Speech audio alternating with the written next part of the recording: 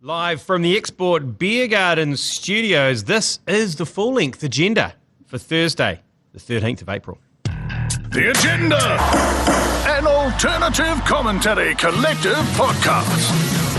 G'day there, welcome along to the full-length, feature-length agenda, thanks to Musashi with G-Lane and Manaia. Stewart, g'day Manaia. Good morning. I just wanted to start by acknowledging Easter weekend is one of the great long weekends of all time. But by God, do radio hosts know how to extend it? We could not find anyone else to come and join us this morning. They've all taken the week off. 4 days apparently isn't enough for them. Yeah, also, I don't know if you noticed that most deadbeats also take next week off and the Monday between the Sunday and Anzac Day. Yes. Because it falls on a Tuesday this year. So everyone has done what they do in France. And in France, Manaia, they call it Le Pont, which means the bridge. And in France, when there's a public holiday that falls like on a Tuesday or a Thursday, no one goes to work on the Monday or the Friday, and it's just known as Le Pont. Le Pont. No one puts leave in.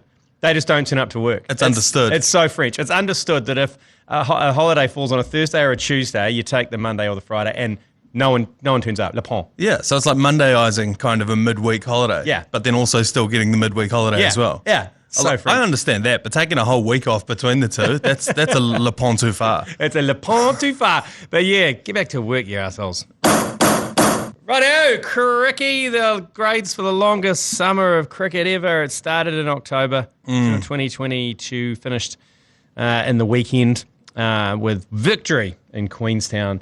But I don't know how I feel about this summer. It's just I feel indifferent about it due to the fact that we slept together in October, and then we saw heaps of other people through summer.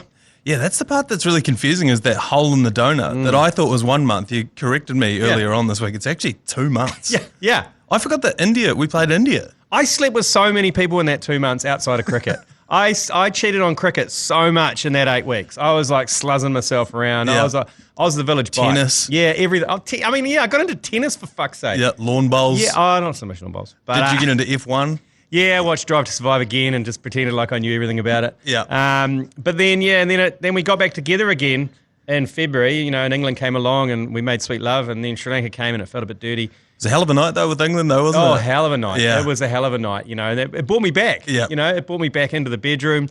Got a bit kinky there for a while, some of that stuff that was going on in that England series. And the finish. Yeah. I didn't, when England start rolling out the tarp and getting out the beads, I was like, look, I'm into it. Yep. I'm into it, but then along came missionary Sri Lanka. Yeah, and it's not often, but back on the England thing, it's not often that, both teams finish at the same time. That's true. That takes a lot of intimacy. It takes two teams really knowing each other quite well. A special moment, wasn't it? A special moment, and we managed to pull off the same thing again with Sri Lanka as well. There was almost a simultaneous finish there. It was actually, but then after that it became a bit missionary.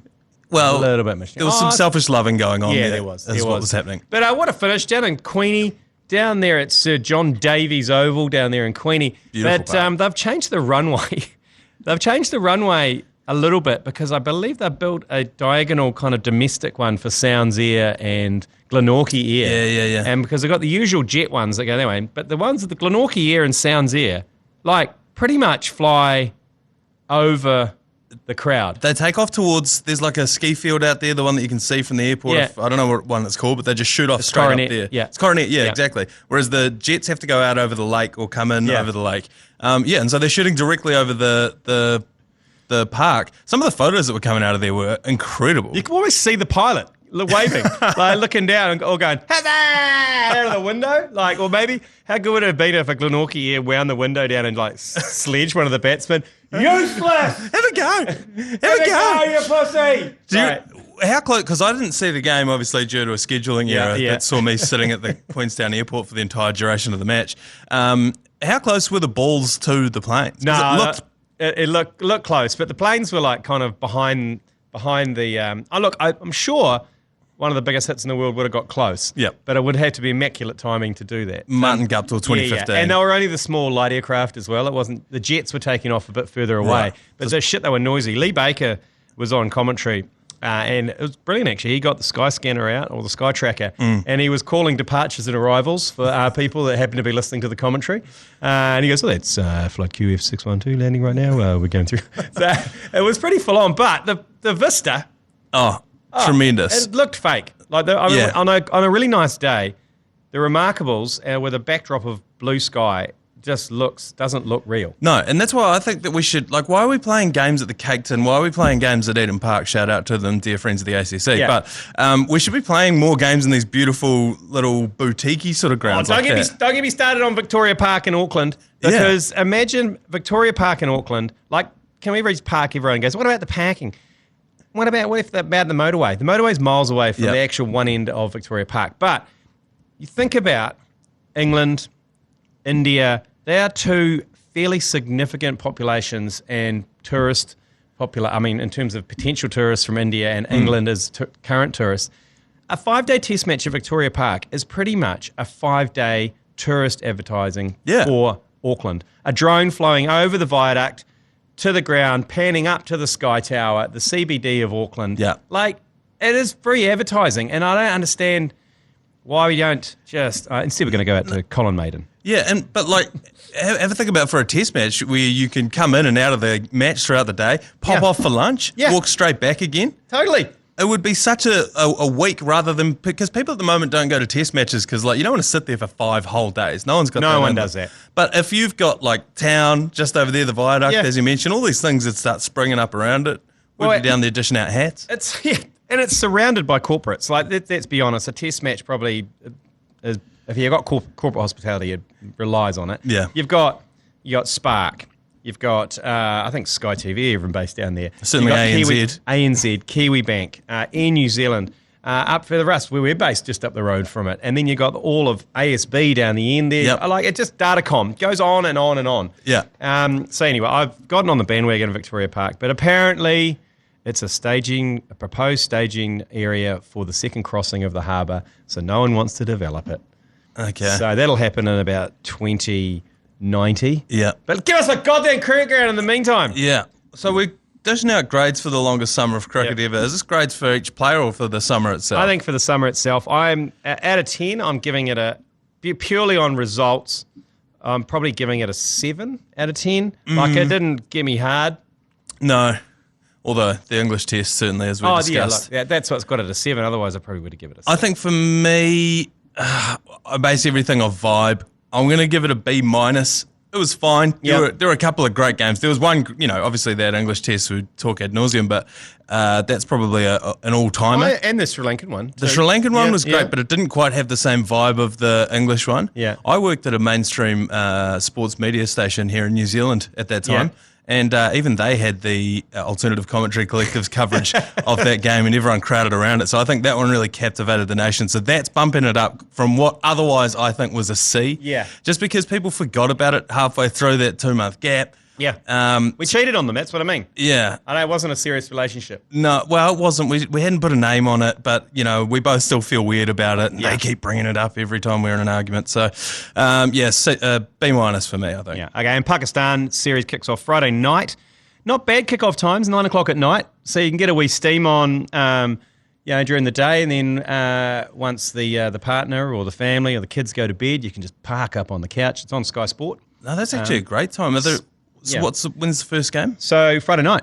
And double header, Friday and Saturday nights, 9 o'clock. Perfect. Against Pakistan. So that'll be interesting, that one. I wouldn't say a B team, but it's very much the team that played Sri Lanka on tour. So we'll see how they go. Again, these ones are 5 T20s, 5 one-days to make up for when we ran away from Pakistan. I don't understand why we have to make that up. Like, wow, there was a bomb threat. Wow, was it? Wow. No one's actually come out and actually confirmed what it was. It was a threat. It was some sort of threat. It was a threat, but no one's actually... To where they all came back, and then Pakistan threw their toys and were like, you got to come back now. Yeah. Well, it didn't help that Australia turned up a few weeks later, like a month later, and did a full tour. They really did dick shrink us on that one. Okay, so that's perfect for this weekend. So rolling straight you could roll from the Warriors into the Hurricanes on Saturday into the Black Caps. Well, the thing is with the Hurricanes Chiefs, that's now changed to 2:30 in the afternoon. But we'll cover that right now. So, the top of the table clash, Canes versus Chiefs. It's happening at 2:30 on Saturday now, with commentary on iHeartRadio and Sky Sport 9 for that one. I think myself and James McConey are doing that one. Mm-hmm. But it's been moved to 2:30 because a few issues with the lights at Sky Stadium. Blown fuse? Well, no. The bulbs blew? I can understand what's going on here because they've obviously due for maintenance and they haven't been able to get up there due to the weather to actually complete the maintenance in time to do the testing to do the actual game. So I feel like if you run a stadium in Wellington, you should have some sort of weather contingency. Well, it's a bit like have you not seen the street lights are falling down in Wellington? I saw that, So they've bought in some dodgy kind of, bought from Wish, some Wish-made street lights. Yeah. And it's a only couple of pole cues taped together. But it's only Wellington as well, because like Hutt City Council and Porirua City Council have like, dickheads, you went for the cheap ones, because theirs aren't told you not to. Their ones aren't falling down, but they've got street lamps are falling down. Same issue there. I think they've gone, that'll be right, won't it? Yeah, well, it's only the windiest city on God's green earth. I think that, so they're going to move the game to 2:30 in the afternoon. I'm a big fan of afternoon footy. The same. But a problem that Wellington has, actually, on the afternoon footy thing, you could probably attest to this. To go to an evening game, 7 o'clock at night, you've got 3 kids. Too late. You don't take them. So you can't take the kids. So then you're trying to rope one of the grandparents in, or you're trying to get a babysitter. It's actually it becomes a very expensive evening. Yeah, you've before met a babysitter on the way out the door, haven't you? I remember a story of you walking out the door, high-fiving a stranger and saying, "Look after my kids for the rest of the evening." Yeah, it was very similar. I mean, I was familiar with that person. They walked to the beach every day with their dog. They were familiar with the surrounds. So I didn't get a full police vet of them, but everyone was alive when I came home.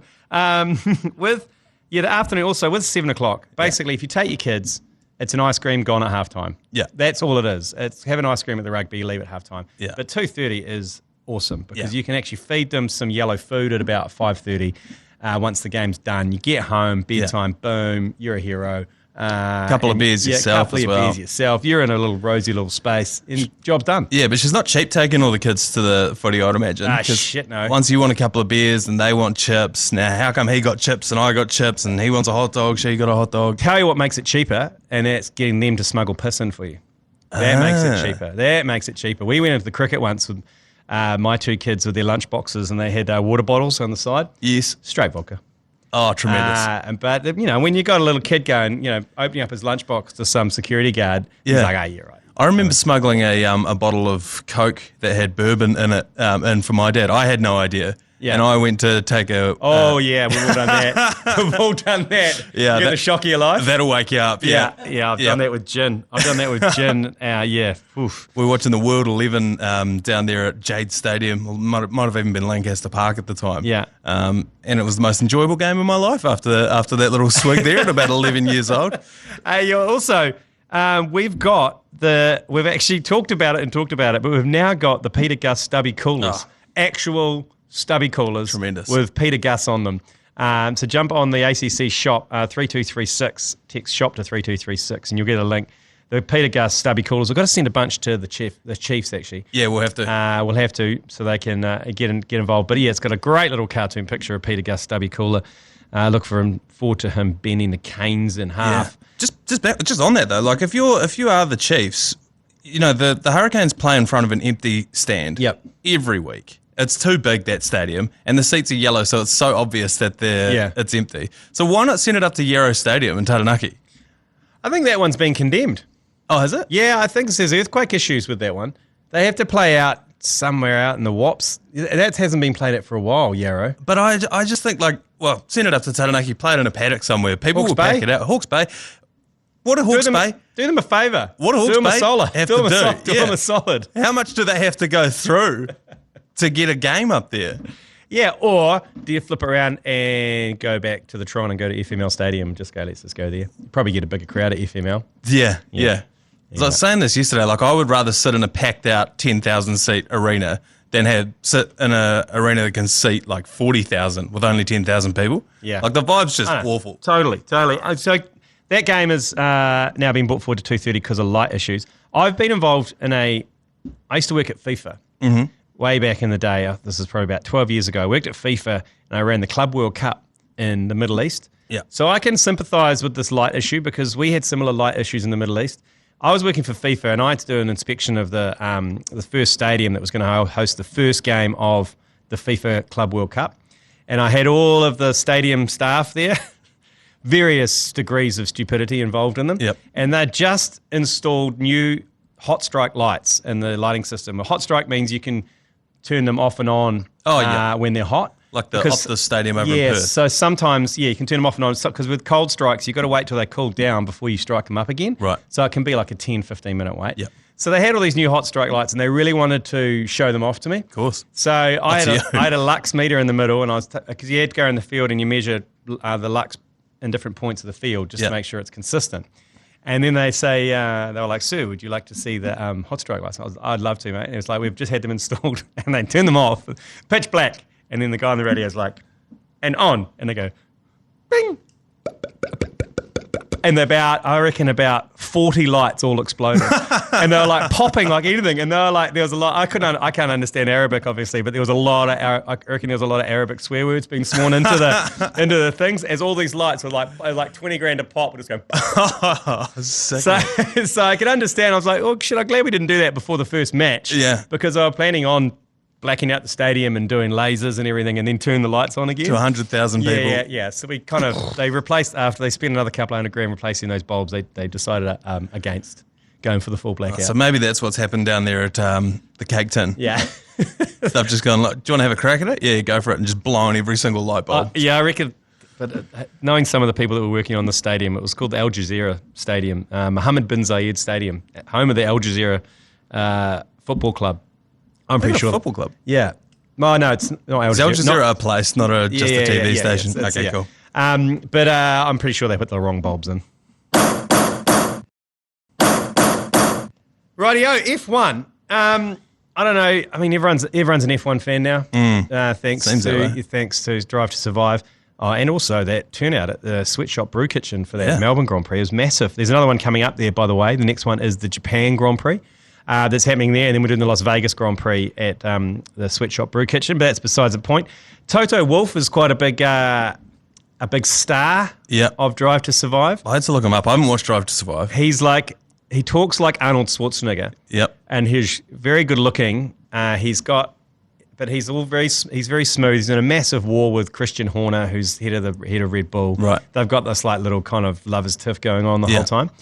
But I just read recently that Toto Wolff is a billionaire because Toto Wolff, he used to run and have ownership in Williams F1 team, which are I thought you were going to say Williams Corp that's building all the new builds around the place. No, Williams race team, which are a bit shit.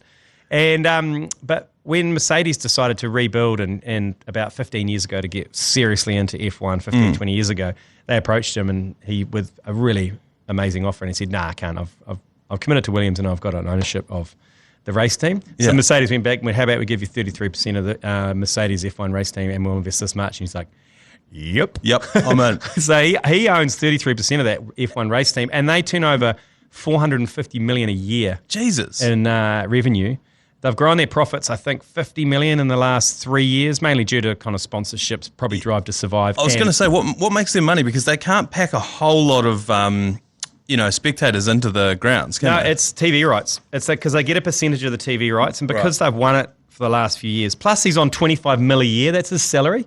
Oh, he pays himself $25 million a year. Like that's up there with the drivers. So how did this Toto guy make his bones in the first place to get the 33%?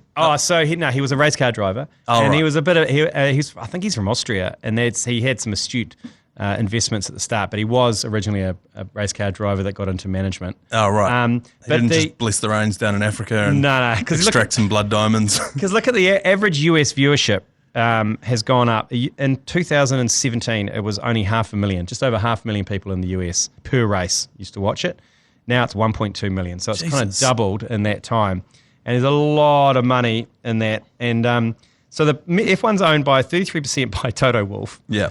33% owned by Daimler AG, which is the owner of Mercedes, and 33% by Ineos, the Team New Zealand. Yeah. We own Mercedes. No, they're the chemical company out of Britain.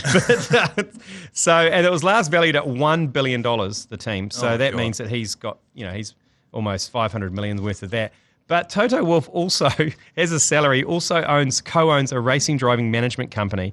and also owns a minority stake in Aston Martin, the other race team. It's like he's got so many fingers and so many goddamn pies. If you asked him to name all of the companies that he has a share in, I don't think he'd be able to tell you. I always wonder this with like when people talk about Elon Musk and how can he build a rocket ship and then also make a Tesla and then also bloody whatever else he does. Well, I don't think he's doing any of that stuff. Yeah, he's just got $1 billion. Yeah, run Twitter. I just think that they just got so much money they just pay people to go, hey, can you just go and buy a bloody race car for me? And what kind of I agree with that. But Toto, there's a great lip sync. The lip syncing they used to do in the Olympics and stuff. Bad lip reading. Bad lip reading. There's a great one for Drive to Survive, and here's a clip of it. And it features Toto Wolff right at the start. Everybody has started calling me sexy. I have a weird feeling you want to kiss me on the mouth. Mm-hmm. It's Van Steppen. Oh, I just want cheese and bacon, baby. What do you really want, Daniel? Some in a piece. Cabbages and potato for me. Mm-hmm. I've never driven a car before this. Yeah, I'm coming in for another back rub. Oh. Brum, brum, brum. It's really... It's good.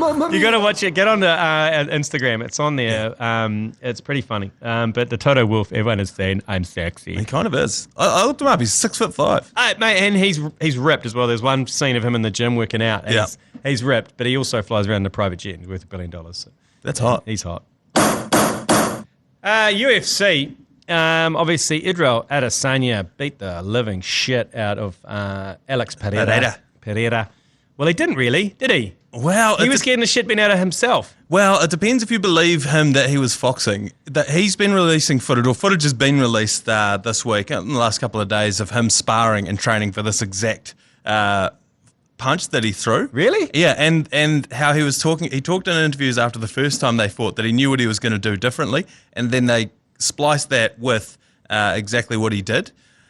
I don't know how much I believe that, because you always see you're starting to see these edits after every fight in the UFC now, where they're just like, they'll show the guy practicing that before he gets the knockout. How many other things is he also practicing that you're not splicing together because he didn't do that? But he was saying, Izzy was saying, and Dana White was also saying that, like, that's it. It's done now. He beat him. And this is a thing in UFC that, like, one apiece, whoever won the most recent one is considered the victor. You know what I mean? Like, we kind of want the third fight, don't we? We want the trilogy. Everyone does. Everyone wants the trilogy. He's saying, no, I don't want it. I beat the guy. Like, that's it. I'm better than him. Who's that? Is what Izzy saying? Yeah. Or is Izzy going, fuck, it was a lucky punch? Yeah, it's partly that as well, because he released a video of himself rewatching his fight, and at the start of it he goes, man, everyone's scared of this guy, and then he's like, just quietly, I'm actually pretty scared of this guy too.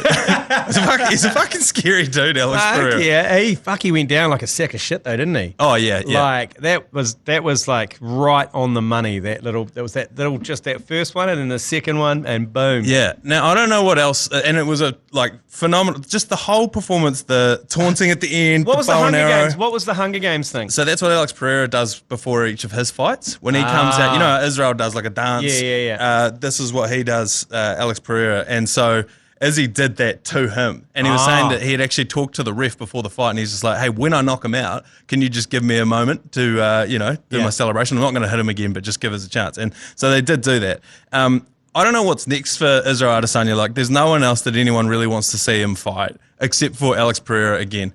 But it sounds to me like he's not too interested. And I think if you're Dana White of the UFC, you're probably not too interested, because if he loses that, then what? Yeah. You don't really have. And then there's no one else really, other than one of my training partners, Robert Whittaker, shout out to Musashi,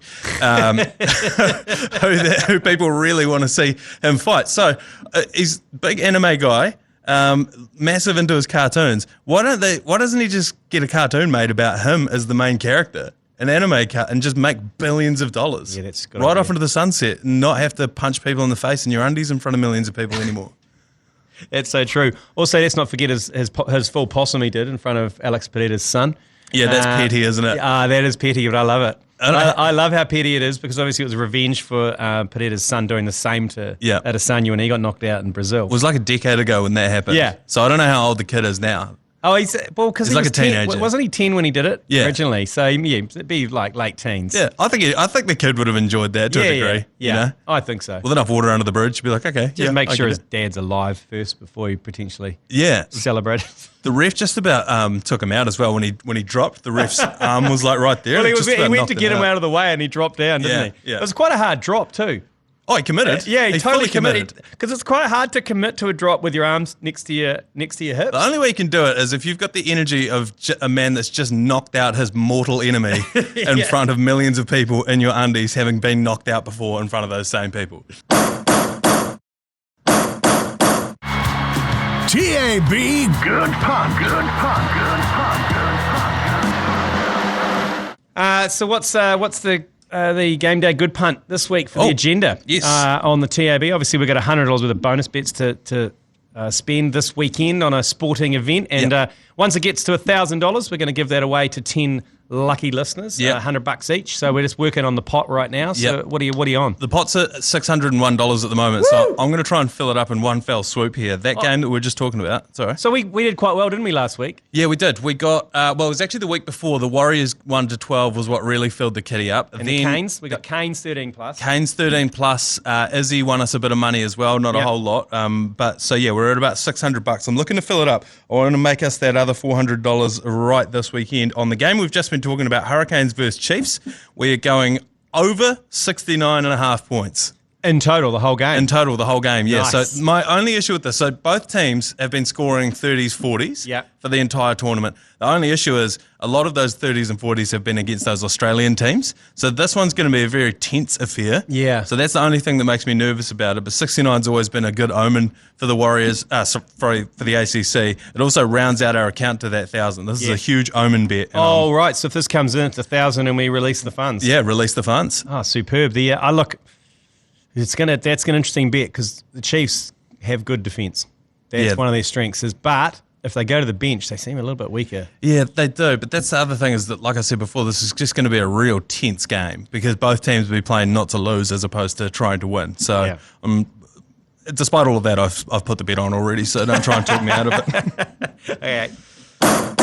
So white on of the week, I'm going to have to say, we've already talked about it, white on of the week for me is the combination of the romantic summer of cricket. For me, we finished on a high. Look, that last over really brought it home. We were doing it so easily, then a hat-trick, and then old Mark Chapman brought it home. So it gave me a small white on, purely because I knew the season was over. And I could move on.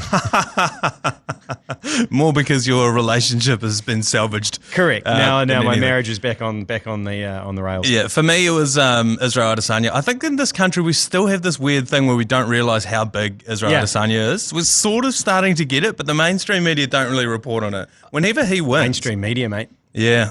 Well, whenever he wins, it's always like, oh, Tokyoho's re-signed. Like that's great news for him. Yeah. But like. This guy is, he's going on all the biggest shows over in America. He'd have a bigger audience, I would just about say, than the All Blacks globally. Oh, I don't think if you went around America and put a picture of Bodie Barrett up and Sam Cane, and then put a picture of Israel Adesanya, I think it's a no-brainer. But I don't know if you saw this article in Stuff. Joe Biden? No. It was a picture. It was just after the victory and stuff, and it said Israel Adesanya of Nigeria shows his delight at his 24th career MMA victory. Oh, wow. Shout out to him. Shout out to Stuff, you morons. Yeah. Attendance required this weekend. We've got a double banger. We've just switched it around. It was going to be the Wars then into the rugby, but now it's rugby into the Wars. So 2:30 start Saturday, Canes, Chiefs, top of the table, and then straight into... your favourite Wars, the reverse Cowgirls. Yeah, the reverse Cowgirls. We got them. We strangled them out the first time we played them. Yep. And I don't know, this one's going to be tight. Our injury ward is massive. So I think, and I was saying this on the Mad Monday podcast, go and download that wherever you get your podcast, earlier this week. It's a great podcast. We could be in for a bit of a lean month. We've got so many dudes out that, and we've got a. Is this what you're doing? You're just lowering the bar, lowering the expectations now, because expectations 2 weeks ago were up here, mate. Yeah, they were. But I'm trying to lower the expectations of all the bandwagon fans who have jumped on and then subsequently jumped off. Yeah, I remember I'm still on the platform. Yep, this is going to be a hairy few weeks. But look, we looked good in that last week. I think we could do it again. And like I said, huge weekend of sport because the cricket on as well. Yeah. So it's massive. So where are they playing? They're playing over there again. I believe so. Yeah. So why are we playing? Why the scheduling's been so weird this year? Yeah, aren't we like about 8 rounds in or 7 rounds in? This will be round 7, and we're playing the Cowboys again. Well, we've already played the Knights twice as well, and we've only had 1 home game so far. Is the NRL drunk? I don't know what's going on with the scheduling because they wank on about how they want to reward the Warriors for all the great stuff that they've done. So they line up to oh, it's at Mount Smart. It's at Mount Smart. Oh, it's Mount Smart. Yeah, great. Thank Christ. Thank Christ for that. That's it. Well, yeah. I might head along. Yeah. Are you commentating? No, Di Henwood and Chris Key. Oh, get along. Yeah. Get along. And now, Manaia, it's time for Toppa Plays of the Week. Brought to you by Leader NZ's Lasagna Toppa. School holidays at the moment, Manaia. I am feeding my kids a hell of a lot of lasagna toppers. Like pretty much when I'm on duty at home and the wife has to work, I'm like, who wants toppers? Toppers all around. 2 out of the 3 kids love it. How many toppers can you cook at once? Well, I put them in the oven, low and slow in the oven. I can get 20 in there. I can get 20 lasagna toppers on one tray. So overnight, 12-hour cook. Bloody good though. It saved me a lot of hassle. Righto, number 3 on the Toppa Plays of the week, the graphic sexual commentary coming out of Augusta for the Masters. Jesus Christ. When no one was looking, I'd shimmy up his shoulders and you feel like you can see the world as a little fella with your dad. It's like coming for the first time every time. Wowee. I like the whoosh, and then it's like coming for the first time every time. Really punctuated that call. There's something about I don't know why they commentate golf like that, where they're really quiet and close. Well, that's because everyone has to be quiet in golf, except in the Phoenix Open, the Waste Management. Oh, no, I understand that part of it, but I'm watching at home. Like you can yell and scream if you want. Yeah, why do you have to be like that? Maybe are the commentators on course? Because it would be great to just when Ryan Fox like drills a drive, go light the candle. Yeah, just go full American hardcore sports. Maybe we need to start commentating golf. Yeah, and just go full yow. Maybe that is what golf is missing. Yeah, well, maybe we should do it for the New Zealand Open next year down in Millbrook. All right, I'm in. But the Masters also, John Ram at home. Yep. Brought it home. Rambo. Yeah, Rambo. He was tremendous. He's a huskier gentleman, so I can really identify with him. He's got a gammy-looking shot. Yeah. Like he's got a half wind back. Yeah, it's good, actually. It's good to see. And he's got the figure of Ryan Fox as well, which is great to see. Yeah. No, I like, because everyone else swings more or less exactly the same. Yeah. You know, it's been professional for so long that everyone's boiled their swing right down to the exact, same swing, each of them. But for him to come up and just look ridiculous. And that other guy, Sam Bennett, the amateur who finished, I think, like 6th or something, he's got a ridiculous swing as well. It reminds me of being like out on the actual golf course in real life and watching all these ridiculous swings. Also, I don't know if you follow Bob Does Sports. Yep. But they did a thing with John Ram before the Masters and made me like John Ram even more. Yeah, they played, 4-man against him. Yeah. That was tremendous. Cool. And he was giving them shit about, look at you with your drones and he goes, shut up, man. You're playing in the Masters. Maybe another, because they actually go all right against the pros when they go 4-man scramble against a pro. So I wonder if the ACC could just about take out Ryan Fox. Wow. A 4-man scramble. There is a tournament called Chasing the Fox at the end of the year where we actually are involved in that one, when we do that. It's on December. I don't think it's quite confirmed yet. It was the tournament last year where John Key got a hole in one. Yeah, I know, yeah. So I think that's back again. So maybe we should put a 4-ball team in and try and chase the Fox. Absolutely. Right, number 2 on the Toppa Plays of the week. The passion of Uber Warriors fan Mike Hoskin, who bleeds for the Warriors. And a huge thanks to Kate Hawkesby for this great piece of audio on Instagram. Come on, play it. Play it, don't get a penalty.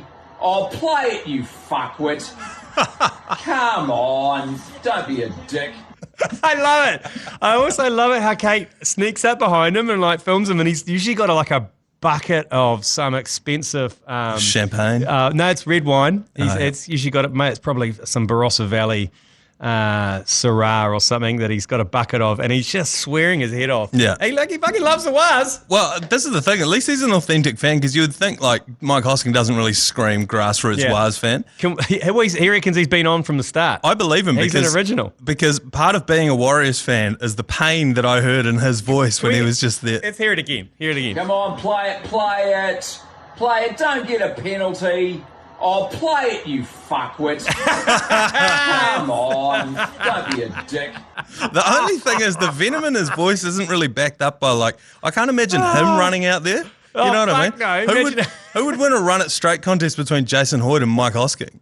Oh, shit, that's a close one. I think we'd all lose. I think humanity would lose. Humanity would lose. I might give Hosking the benefit in that one. I think Hosking's probably got more nous around body position. He's watched a lot of league. Yeah. Whereas Hoyt is so bow-legged. Yes. And just so frail. Have you seen his legs? Yes. He's got the 10-3 gauge as well. 10-3. Like he would waddle. In a run it straight, he would waddle. He'd dawdle. Yeah, Hosking, I mean, he'd prance with his Louboutins and his distressed jeans. Like it would be one of these things that should never happen. And when it does happen, we'd be like, we'll regret it immediately. I want to see it more than anything, though. Okay, number one on the Toppa play of the week. It's this great New Zealander down in Queenstown at the St John Davies Oval, who was trying to catch a 6 over the boundary, and he had the smallest fence in front of him. You know those miniature picket fences that get up to about your shins? Yeah. And he tried to take a catch, and he made an absolute tit of himself and ended up doing a scorpion live on TV. Oh, this is in the air, but it's got too much on it. That'll go for 6. Oh, and a magnificent, well, would you say magnificent? An ungainly effort over the hoardings by a man in a Dulux Steady the Ship hat. Yeah, he came down over, dropped the catch obviously, but then just landed face first into a half scorpion, not a full scorpion. Yeah. And then back down again. Probably one of the most humiliating moments of his life. I think a couple of factors at play here. The first is he was probably overserved at the venue, just based on his performance. Yeah. And the second is blokes over a certain age, and the age is probably like 30, might even be lower than that, still think that they're as athletic as they were in high school. And so when they see a moment like that, you combine it with being overserved, and you're just like, oh yeah, I can make that catch. I've made this catch millions of times. Oh yeah. You don't know it. Any youngsters out there who are still playing cricket. Tom looking at you in the corner of the studio. Hold on to it, mate. Hold on to it, because once you kind of get into your late 30s, for me it was kind of, I still played cricket up to kind of mid-30s. Late 30s into my 40s, you don't play for a few years. Your depth perception in everything goes. Yeah. So the ball could be coming at you and you're like, oh, I'll catch this, and it's hit you between the eyes. And you're like, oh, shit.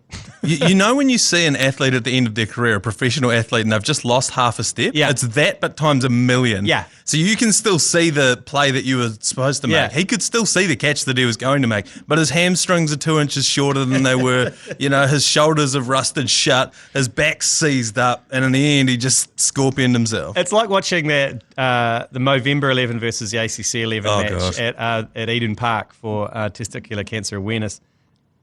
Watching yourself back, you're like, oh, God. Geez, is that me? Is that me? Like, fuck. It's honestly, it's so much worse for anyone who hasn't been through it. Whenever you hear your own voice on a recording and you get that, it's that, but way worse when you see yourself performing some sort of exercise. Oh, and also after 30. Speaking of Testicular Cancer Awareness Month, don't forget to check your pair, get amongst it. Ransack your dignity, you're allowed to, it's doctor's orders. But we've got 50 GM boxes to give away as well to protect your pair for Testicular Cancer Awareness Month. Text PAIR, PAIR, to 3236, and we've got 50 of those, so win one of 50 of those to give away to protect your pair. And don't forget, ransack your dignity, you're allowed to, doctor's orders, get down there, check your pair, make sure you haven't got anything abnormal going on down there, and just, while you're there, just finish yourself off. That's us for this week. You've been listening to the ACC's Agenda podcast. For more episodes, subscribe on iHeartRadio or wherever you get your podcasts.